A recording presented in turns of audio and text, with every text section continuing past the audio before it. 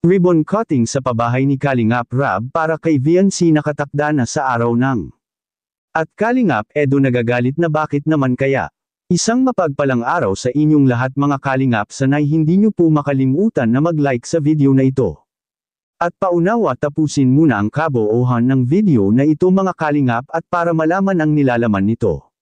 At maraming salamat po mga Kalingap sa pagpatuloy na pagsuporta lalo na kay Kuya Val Santos Matubang at kay Ate Edna Vlogs at Kalingap Rab salamat po. Ribbon cutting sa bahay ni VNC itinakda ngayong araw sa. At Edo bakit nagagalit na? Pero bago yun mga Kalingap ay pag-usapan muna natin mga Kalingap ang posibleng ikakagalit ni Kalingap Edo, ano nga ba ito? Pero bago yun ay panoorin muna natin ang naging pahayag ni Kuya Val tungkol dito, yan ang ating makikita sa video. Hanggang ka sa pagiging founder mo sa sapagkat maluya ang galawan ninyo. Medyo dato, pulong. Dato lang. Abay, anong update sa kuryente? Sa Monday, unang araw.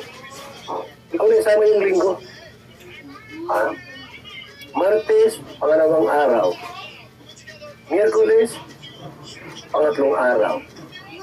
Huwebes, pang-apat. Biyernes, pang-lima. Sa next Saturday po kung wala pa, abay, baka si papait sa magwawala na ito mga kaibigan. Pinuntahan namin lahat. Pinuntahan po namin ang bahay. Kompleto na. Yung hagdan, may mga ribon-ribon na po, may mga bula-bulaklak na. Kompleto na po lahat. Meron na rin tarpaulin. Kasing laki ng pilon ng sinihan sa Metro Manila. Yung pilon po na pinagawa ko. Kompleto na po lahat. Mayroon na ribon. At handa na po lahat. Handa na po lahat. Hindi handa po mga kaibigan. Ito ang ginawa ni Dr. Lab at ni Dato' Bolong sapagkat ano nangyayari po?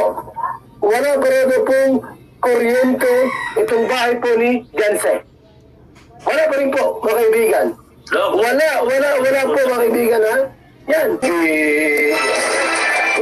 Bahala kayo dyan.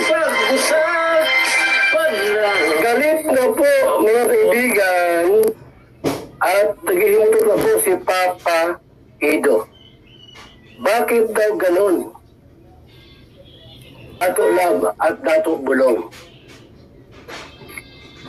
Ang tagal na po ng panahon, ilang buwan ginawa yung bahay po. Halos 4 na buwan ginawa yung bahay.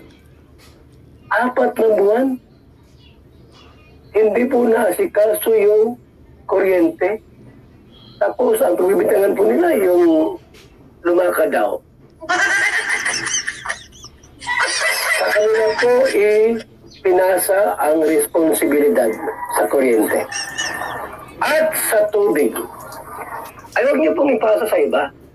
Kasi Kuya Mel, kasi Papa Eds, kasi Kalingap Rab, yung unang naglakad, walang alam.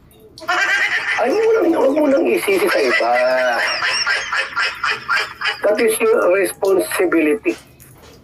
Responsibilidad. Ang mga bagay na yan. Ay, good morning muna sa lahat ng Malinaw po mga Kalingap na dapat ngayong mga darating na mga araw ay dapat ma-fix na at makabitan na ang bahay nila ni VNC ng kuryente. At nagagalit na si Kalingap Edo dahil gusto na ni Kalingap Edo na makalipat na kaagad sila VNC sa kanilang bagong bahay. Tama naman mga Kalingap si Kuya Val na bakit matagal na asikaso ang kuryente sa bahay ni VNC na matagal na itong ginagawa at dapat talaga ay una pa lang mga Kalingap ito na kaagad ang inuunang inaasikaso. Hindi rin naman natin pwedeng masisi sila dahil sa kanilang kabisihan sa buhay ay napaubaya nila ito sa iba. At nagkamali-mali at ito ang naging dahilan ng pagkaaberya, matagal nang nagbigay budget ang mga sponsors ni VNC para sa kuryente, Wala naman sanang magiging problema mga kalingap kung hindi lang nakitaan ng problema ang bahay at papel sa kuryente nila VNC dahil nakabitan na ito, kung kayo po mga kalingap. Anong masasabi niyo po tungkol dito? Please comment and God bless you all.